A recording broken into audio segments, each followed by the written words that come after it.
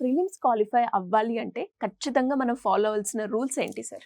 ఒక్క చాప్టర్ కూడా మిస్ అవ్వకుండా ముందు సబ్జెక్ట్ మీద గ్రిప్ తెచ్చుకోవాలి. అది ఫస్ట్ పాయింట్. యాక్చువల్గా ప్రిలిమినరీ ఎగ్జామ్లో కావాల్సింది ఏంటంటే అమ్మా, స్పీడ్ విత్ యాక్యురసీ. ముందు స్పీడ్ రావాలా, యాక్యురసీ రావాలా? యాక్యురసీనే రావాలి. అంటే ఎట్లా అంటే, ఫర్ ఎగ్జాంపుల్ క్వాంట్లో 35 క్వశ్చన్స్ ఉంటాయి యూజువల్గా ఏ ఎగ్జామ్కి అయినా సరే.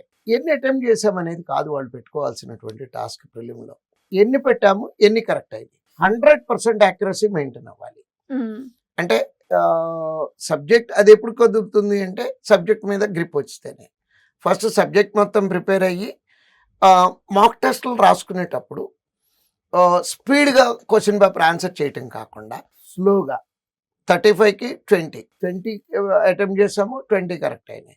అట్లా కన్సిస్టెంట్గా ఒక వారం రోజుల పాటు 20కి 20 వచ్చేటట్టు. నెక్స్ట్ ఒకవేళ 19 వచ్చినాయి అనుకోండి అమ్మ, ఒక రోజు రెండో రోజు 19 క్వశ్చన్స్ అటెంప్ట్ చేసి 19/19 రావాలి. అట్లా 2 రోజులు వచ్చాక మళ్ళీ 20 అటెంప్ట్ చేయటం.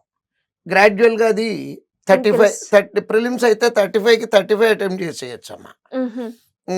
ఇది క్లరికల్ లెవెల్ ప్రిలిమ్స్ అయితే కనుక.